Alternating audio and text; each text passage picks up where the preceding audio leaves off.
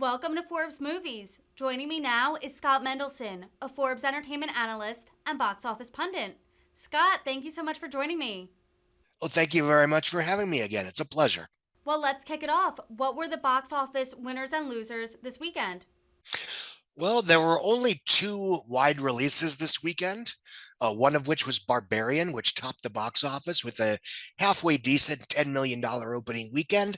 That's perfectly okay for an under $5 million R-rated star-free original picture that because it's actually pretty good and there's lots of unspoiled surprises in the marketing, it's probably gonna have it might have legs. It's gonna have buzz. People will tell people you have to see this to believe it, and ideally it will leg out to something closer to 30 million than 25, which again for a film of that nature that did not, it had a solid marketing campaign but not a ridiculously expensive one.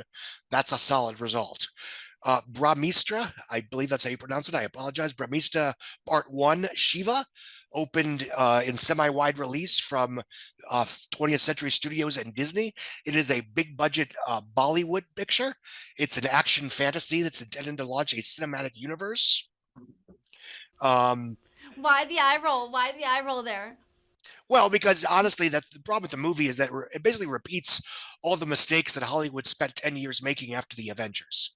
It's a cart before the horse type franchise starter. It emphasizes plot, mythology, world building, and continuity over characters and in the moment entertainment value. Um, the first hour is actually pretty fun. It's a light, quirky little romance between, it kind of feels like a variation on Aladdin in that, economically lower class man hitting it up with a richer, glamorous young woman, Uptown Girl, the movie. But unfortunately, once it gets into its fantastical mythology, it becomes painfully generic with endless exposition offering the same handful of monologues explaining pretty simple mythology. It's stretched out to about 2 hours and 40 minutes, which That's it's an long. Indian picture. Those tend to be pretty long. There's not a lot of musical numbers. The action peaks in the first act. And again, just overall, it becomes one of those, it's like The Mummy, where it banks on the mere idea of a cinematic universe as being enticing to moviegoers. And like a lot of superhero wannabe pictures that arrived after the Avengers, it banks on the misguided idea that audiences will be excited by the mere idea of superheroes. As opposed to the specificity that exists within the MCU, specific characters played by specific actors, offering cinematically specific interpretations of these marquee characters that audiences grew to love. Um, Again, specificity beats generality every time. And you make more money from the first Harry Potter than the next Harry Potter. So, is that movie getting a sequel? I mean, it might be too big to fail, that kind of thing. It opened with about 4 million in North America, which is pretty decent for an Indian film playing in North America. It's well below the $9.5 million opening of RRR earlier this year. Um, and it's certainly well below the $10.5 million opening weekend in early 2017 of Bala, Bahubali 2, The Conclusion, which is the same director as RRR, that film in early 2017. Those are the two biggest grossing Indian films in I believe global grosses. Um, Give or take Dangle, which made a fortune in China a few years back. But by any other standard, $4 million for an opening weekend for for an Indian film in North America is pretty good. I just wish the film were better. Got it. Well, I do want to talk about the winner of the weekend, which was Barbarian. You and I both saw it. So, first question, what did you think? It's fun. It's a good, solid, pulpy 3-star horror film. I think it benefited by having a marketing campaign that was very cryptic, that focused almost entirely on the first act of the picture. Um, there's a lots of there's lots of zigging and zagging and figurating, narratively speaking, in a way that I think will keep audiences on their toes. Um, but in terms of box office potential, this isn't 2016, where a film like Don't Breathe could open with 26 million in in the end of summer 2016, or even Lights Out, which opened with 21 million in July of 2016. Um, I could be wrong. It could be just a matter of a smaller film getting a smaller marketing campaign leading to a smaller opening. Um, Paramount has a film called Smile opening at the end of September that has an excellent trailer that played in front of almost every showing of Top Gun Maverick. So that one could break out on a more conventional scale. Um, but as far as Barbarian, the fact that it opened at all is good news. I mean, apples and oranges perhaps, but it was bigger than the $5.5 million opening last year, same weekend, for James Wan's *Malignant*. That was a Warner Brothers release that had a relatively small scale marketing campaign, also had a pretty cryptic marketing campaign. There's lots of stuff in that movie that was not in the previews. It was also available day and date on HBO Max for the first 31 days. Could that film been a breakout hit in a non-COVID, non-streaming world? I don't know. I'd like to think so, Mhm. but we'll never know. Worst case scenario, it was basically James Wan's one for me picture after Aquaman made $1.148 billion. And it was given a $40 million budget, basically as sort of a soft promise that he would come back to direct Aquaman in the Lost Kingdom. So, what is the point of these spoiler light or spoiler free trailers? Why? So, I saw Barbarian 2, and there was nothing from more than half of the movie in this trailer, which I actually appreciated because it kept me on my toes. But what is the point of that marketing wise? In a utopian world, when you can open a film without giving away the game, you Mhm. benefit from I think you benefit from better word of mouth and better legs because there's a sense of discovery. There's a sense of ownership among the audience members that saw it first and got to discover the film's pleasures for themselves rather than walking into a movie and having basically saying, oh, okay, whether I do it or not, I saw this entire film in the marketing campaign. Um, Examples offhand going back a decade or so, Will Smith's Hancock, which did not reveal the origins of his superheroic powers or his connection to Charlize Theron's character. Um, Gravity, Frozen had a very spoiler-free marketing campaign. It made the film seem like sort of a goofy, happy-go-lucky, musical, and actually it was as much a drama as anything. I think Disney unfairly got dinged for how they sold Frozen back in 2013 because there was some fear that they were hiding the fact that it was a female-driven animated musical. But I would argue if you pay attention to the marketing, it was all there, and they knew what they had. They knew they had a good movie, and they knew they could open it without giving away everything. And as a result, the movie was leggy as hell because audiences, young and old, got to discover the movie for themselves. Free Guy was a movie last year that I think was kind of a modern miracle because you had three different trailers released over a year and a half because the film was supposed to come out in 2020 Mhm. that I would argue were wildly different trailers that sold three wildly different movies that still managed to keep a lot of what the movie was about under the vest, so to speak. And as a result, that was a film that opened with $28 million and legged out to about 125 in North America and 330 worldwide on an over under $115 million budget. Um, so if you can open the movie without giving stuff away, it's to your benefit to do so. But of course, there's a risk that, especially if it's an original movie, you kind of have to let people know what they're in for. And something that wasn't in this trailer was the dark humor element that was in there. Not giving anything away, but there was one moment that there was a character introduced that got the whole audience, that at least in the theater I was in, laughing at the same time during a classic horror movie. So do you think that by not showing the dark humor element in the trailer that was helpful or beneficial to the movie? Well, in retrospect, yes, because it's one of those things like, not to get into politics, but after the end of a presidential campaign, whoever wins, every choice they made was the right one because they won. And conversely, the other candidate, well, every choice they made must have been the wrong one because they lost. Mhm. And especially in a close election, you view the choices that are made in the hindsight of the result. So, for example, you can argue that Hillary Clinton, maybe, the whole we need to rise above this and not stoop to their level was a mistake because they didn't win. But, it was a super close election. She won the popular vote.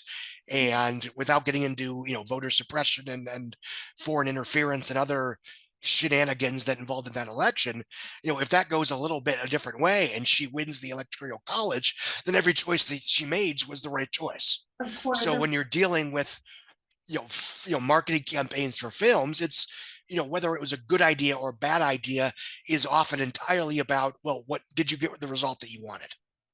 And hindsight's always 2020. But And for example, No Time to Die opened a little bit lower than hoped, with a still very good $55 million opening weekend, and it legged out to about 173 domestic and 775 worldwide, which by any rational standard was very good. But there was some chatter after opening weekend about how cryptic and spoiler-free the marketing campaign was. And I think to a certain extent, the spoiler aversion that's sort of taken over online discourse has sort of bled into the mainstream, where you have films like Jurassic World Dominion and No Time to Die that are playing to the very much to regular moviegoers, irregular moviegoers, and those who are not perpetually online. Yet they're being sold as a, oh, don't you dare spoil anything or Twitter will be mad at you type mentality. I mean, to a certain extent, even a James Bond film, I mean, it's a James Bond film. You don't need to sell it with a mystery box. And I think, to a certain extent, it's possible the opening weekend might have been a little bit bigger if they had been a bit more upfront about what the movie was actually about. Mm-hmm. But whatever, it was still a hit, yada, yada, yada. The thing there, I think they get into trouble sometimes is films like Brad Bird's Tomorrowland, which was sold as a mystery box type movie where, you won't believe all the neat stuff that we haven't spoiled in the marketing campaign. And then when you see the movie, whether you like the movie or not, it's basically the trailer. There's that movie is very much a what you see is what you get type picture. I think a theme of a lot of our conversations is under promise, over deliver. That's tried and true strategy here. Absolutely, especially if you know you can get them in the door. Of course. So I do want to talk about another movie that was released on Disney Plus last week. You and I both saw it, and that is Pinocchio. What did you think about that? My entire family of 5 watched the screener, and we all gave it 10 thumbs down. Good. In fact, I made it up to the family by showing a Maleficent Mistress of Evil later that weekend, which is a Disney live action fairy tale that kind of rocks. I mean, it's over the top, it's colorful, it's ridiculous, it's go for broke fantastical. It at its best, including the wacky over the top third act, it kind of plays like Aquaman and Avatar and How to Train Your Dragon had unprotected sex and had a really goofy baby. And I mean that as a compliment. But where did Pinocchio go wrong here then? It doesn't need to exist. It's a faithful to a fault, visually speaking at least, representation of the 1940s cartoon. There are some changes in terms of, it does that thing with where a lot of Disney remakes do, where they sort of fix the problematic elements of the original and honestly, nobody cares. Nobody needs a version of Pinocchio where he gets to Pleasure Island, he doesn't quite give in to temptation. Mm-hmm. And it's interesting. You could tell that Robert Zemeckis wanted to play with the animated potential of a film like this. Mm-hmm. And as far as where Zemeckis is in his career right now, I think unfortunately he has always been very interested in pushing the technical envelope. Sure. But unfortunately, Hollywood cannot commercially justify giving him $90 to $100 million for something like Contact or Castaway anymore.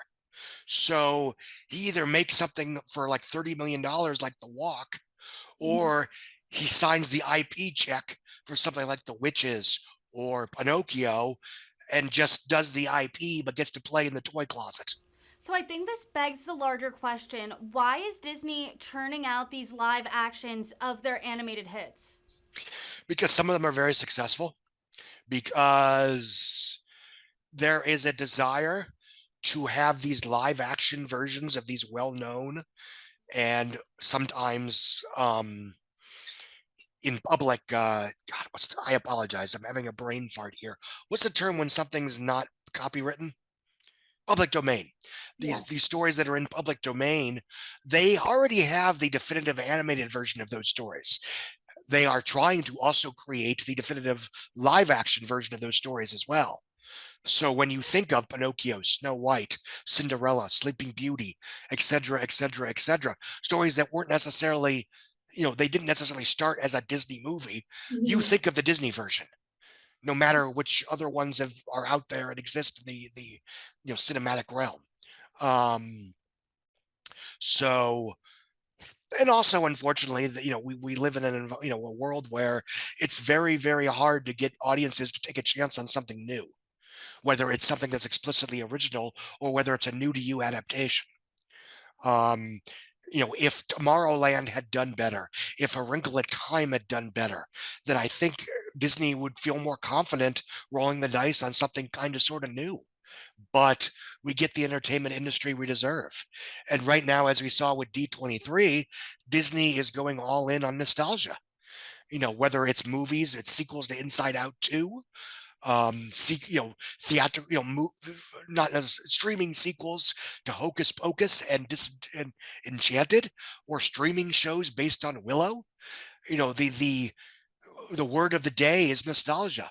It's comfort food. It's reminding you of stuff that you used to like back in the day, while also assuring a certain demographic that the thing they like is still the fairest of them all. So, do you think this comfort food strategy is a smart one? I think long term it's going to be a problem, but short term it's the only play they've got. Long term, I mean, you're going to run out of past. Yeah, and you can only remake a movie once. I mean, Technically. it's at some point you're going to need to have new stuff that today's kids will fall in love with and want to will be able to and create properties that you can further monetize down the road. And the only reason you can make Inside Out 2 is because you took a chance on Inside Out 1. And Um, speaking of movies that are for nostalgia, the comfort food, do you think Pinocchio will outperform Lightyear, which was the flop of the summer, but did well on streaming? you mean on streaming will it perform? I don't know, and that's a huge question. Yeah. Because the big revelation with Lightyear was that even a film that was a box office failure could still perform at a level comparable to big deal theatrical hits like Doctor Strange and the Multiverse of Madness, or we're supposed to be in theaters films like Turning Red, or we're briefly in theaters and it wasn't a hit, but people liked it. Films like Encanto. Um, or even theatrical films from Disney like Shang-Chi and Free Guy. But what we don't know is if a film like Pinocchio, that to my knowledge was not supposed to be in theaters or was put on the Disney Plus track very early in development, Mhm. if that is a film that can perform on par with those theatrical or were supposed to be in theatrical pictures, or whether it's still going to play something closer to Predator on Hulu or Prey on Hulu, or Chippendale Rescue Rangers on Disney Plus, which did well for those services, but still did not, what I would argue, did not, soar to infinity and beyond in terms of total viewership. And so, why? I have a question for you. Pinocchio had this amazing star-studded cast. Tom Hanks as Geppetto. We had Joseph Gordon-Levitt as Jiminy Cricket, Cynthia Erivo, Luke Evans, Lauren Bracco, Keegan-Michael Key. So why wasn't, given this A-list cast, why was there not a theatrical release? Well, as of last year, I would have said, well, Disney, Bob Chapek and friends are putting all their eggs in the Disney Plus basket. It's not unlike what we're seeing with Pixar, where because Pixar was this A+ brand that was successful in luring older audiences to Disney Plus for more than just Star Wars and Marvel shows, Pixar became sort of a sacrificial lamb in terms of, okay, Pixar's our very important brand. What's the most important thing right now? Disney Plus. So we're going to put Pixar on Disney Plus. And I think to a certain extent, that was a similar situation with these live action remakes. They're developing Lilo and Stitch, they're developing Hercules. There's a Snow White coming out. That one's going to be theatrical. The Little Mermaid's going to be theatrical because that's the Katzenberg era. So that's nostalgic catnip. That will probably be a huge hit. But right now we're in a situation where I would argue we're seeing, and apologies for the broken record because I seem to talk about this every time we do one of these, where films that do well in theaters do well on streaming and may even do better on streaming because they were in theaters. So the new question becomes, is it worth it to try to release a movie like Pinocchio, a movie like Hocus Pocus 2, or Disenchanted, whether or not they do well in theaters? Because even a failed theatrical run might give it an edge on the streaming afterlife. I don't know. I'm inclined to say yes, but I'm not the one that has to sign the check for theatrical marketing expenses. And we know you're not the one to sign the check, but why do you think that they chose to release Lightyear when we've had a conversation before and you said, who's asking for a Buzz Lightyear origin story? No one. Why did they choose to release that theatrically over Pinocchio? I think that was considered a more surefire theatrical engagement. I think for better or worse, Pinocchio is the lessons being learned from Dumbo, which made over a little under 120 million domestic, 353 worldwide on a 170 budget. It was not a theatrical success.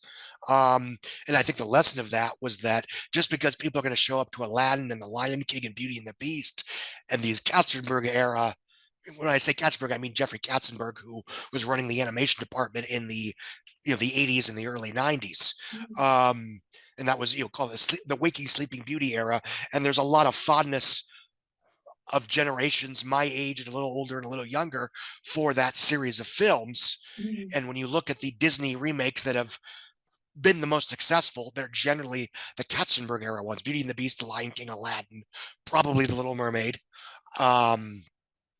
And Pinocchio is obviously not of that era. And what we're seeing with Dumbo and Mary Poppins Returns and The Nutcracker and the Four Realms, and even, to a certain extent, sequels to Maleficent and Alice in Wonderland, is that just because they want to see these specific stories brought to life in big budget live action doesn't mean that the abstract notion of a Walt Disney theatrical animated film being remade in live action is an inherently appealing concept. Simplistically speaking, just because we all showed up for Tim Burton's Batman in 1989 did not mean we wanted to see Warren Beatty's Dick Tracy or The Shadow or The Rocketeer or The Phantom on an equal level. Mm-hmm. Of course. So I do want to discuss some other trailers that recently dropped, including Glass Onion, which is the Knives Out sequel. So Glass Onion's streaming launch is set for December 23rd. Why release the trailer so early? Because it was premiering at the Toronto Film Fest on that Saturday evening, which was 2 nights ago. And generally speaking, you generally do get trailers for films, both right before or right after, as was the case with Steven Spielberg's The Fabelmans, which debuted almost concurrently with Glass Onion on Saturday night. Both films got very strong buzz. The Fabelmans is Universal. It's Steven Spielberg, and Glass Onion is Netflix, because they gave Rian Johnson as a producer $450 million to make two Knives Out sequels. And as much as I hate that happened, because that was a theatrical success story, that gave hope right before COVID that studio programmers of that nature could still break out. And I hate that now Netflix is coming in with its giant checkbook back during a period where there was really no accountability for them just to spend for the sake of spending, and just vastly and ridiculously overbidding just to show that they could and steal away this potentially viable theatrical franchise. I would have taken the money too. It's $450 million. That is a lot of money, but do you think that we will see maybe even a limited theatrical release, or no, straight to streaming? I think there was a talk back at at one point about possibly making not Glass Onion sort of a test case for a conventional theatrical release from Netflix, where you get like a 30 to 45-day window, and it would play in AMC and Regal and all those theaters. Mhm. I think right now Netflix has kind of backed off from that, for better or worse. We're probably going to see. I'm guessing we're probably going to see a 1 to 2 week window with independent theater chains and Cinemark, which is the third biggest theatrical chain in North America.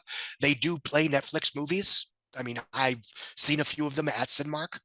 Um, and as for why, I mean, whether they are right in this thinking or wrong in this thinking, I think the thinking is that they know it's going to do great on Netflix. It's probably going to be one of their most watched movies ever, almost by default. If they were to put it out in conventional theatrical release, they would have to spend new money. By that, I mean money that they're not used to spending to sell a film for theatrical consumption. And right now, their biggest marketing weapon is just the Netflix front page. There are countless times where you go on Twitter or Facebook, like, this big new movie is coming out and Netflix isn't talking about it. Nobody's talking about it. Why aren't they marketing it? But on Friday morning, it's right on the front page. And sure enough, it becomes, a very successful, much watched film, as reported by Netflix itself, to the extent that you trust those numbers, by Tuesday evening, where, hey, look, Me Time scored 55 million global hours viewed on Netflix. And to a certain extent, they don't need the success of a theatrical release to validate their movies. If they want the new revenue and they think they can figure out the push pull between theatrical revenue versus the expenses of a theatrical marketing campaign, then I think there would be value in them doing that. I also think it would be a way to separate the wheat from the chaff in terms of their many, many, many Netflix movies that debut week in and week out.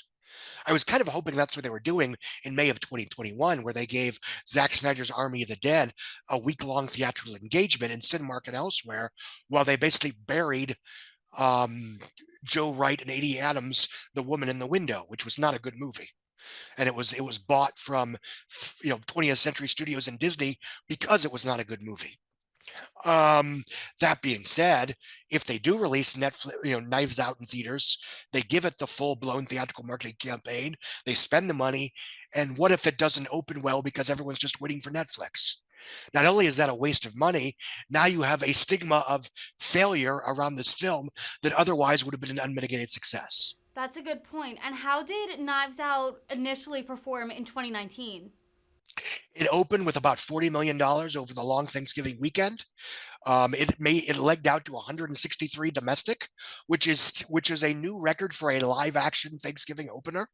It made about 310 million on a 40 budget, which was one of the. And again, I mean, I've been making offhand, that's one of probably the top 10 live action original pictures, not counting China, since probably Chris Nolan's Interstellar in late 2014. Okay. So yeah, it was a huge hit. It was a huge win for theaters. It was a huge win for Lionsgate. And dastardly Netflix just came in with their checkbook and said, "We want it." I know, yeah, the trailer doesn't really have any spoilers. Just you see who's in it. Original Knives Out was pretty spoiler free because, I mean, it's a whodunit. That's one where, of course, you want to be spoiler free. And I think there's an understanding among even moviegoers that claim that they want the trailer to give the whole movie away because they know what they're paying for. It's a whodunit. You don't want to give anything away. I mean, 9 times out of time, you don't even give who the victim is. And the end of Knives Out, the original one, we were kind of left on a cliffhanger. Are they ever going to answer that, or is this just a completely new cast, new story? It was not a cliffhanger, but just a new status quo. At the end of the movie, I imagine people listening to this have seen the movie, but just in case, certain people have been displaced, and underdog has emerged triumphant, and it's a happy ending for those who deserve it and an unhappy ending for those who don't. I would argue that's not so much a cliffhanger, just the story's over. But to answer your question, as far as I know, Daniel Craig is the only returning cast member. Sounds good. So now there's another trailer I do want to talk about, and that's Black Adam. So Warner Brothers Discovery just dropped a second trailer for that. Can you tell us about it? Well, my inside sources tell me that the hierarchy of power in the DC universe is about to change, but we'll see about that. No, this has been a passion project of Dwayne Johnson's for far longer than there's been a quote unquote DC films. Mhm. It takes place in the DC films universe. Viola Davis cameos as Amanda Walker. Amanda Waller. I'm getting my geek card revoked. It takes place in the same universe as Batman v Superman and Shazam and Wonder Woman and all Aquaman and all that stuff. And it is kind of being sold as a quasi villain origin story, to where Black Adam, who's this centuries old Egyptian god, or he became a god, Mhm. through happenstance, is basically the villain of the story.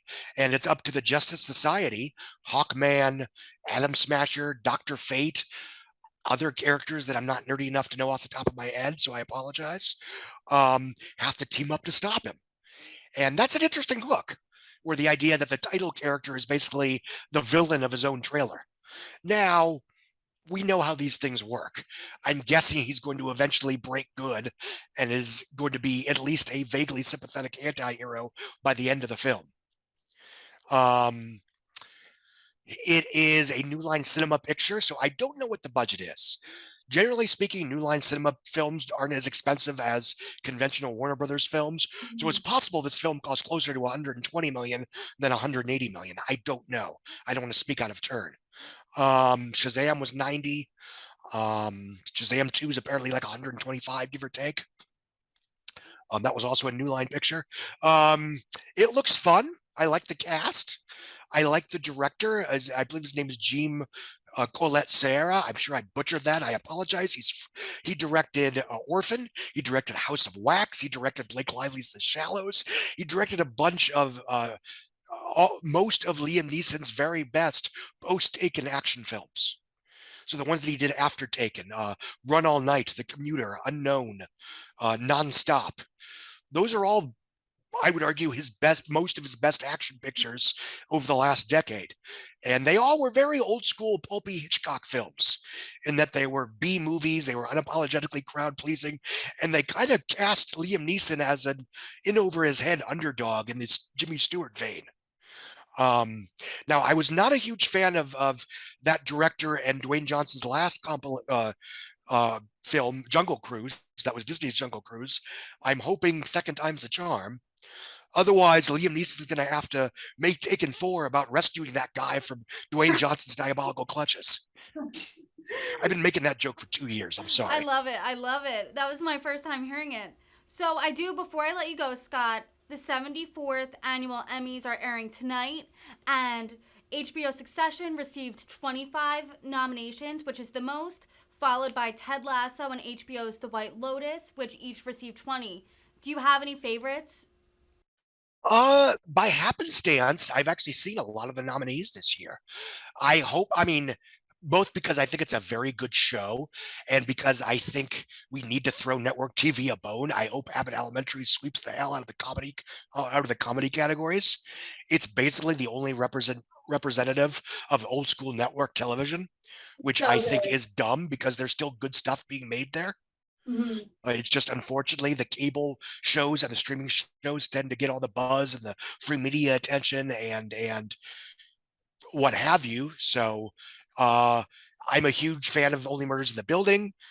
Any victory for that? Honestly, I'm looking at these nominees, and there aren't a lot of bad shows or bad performances in contention. I'm a fan of a lot of these shows. I've seen a bunch, probably more than I should have, but I think a lot of them deserve it.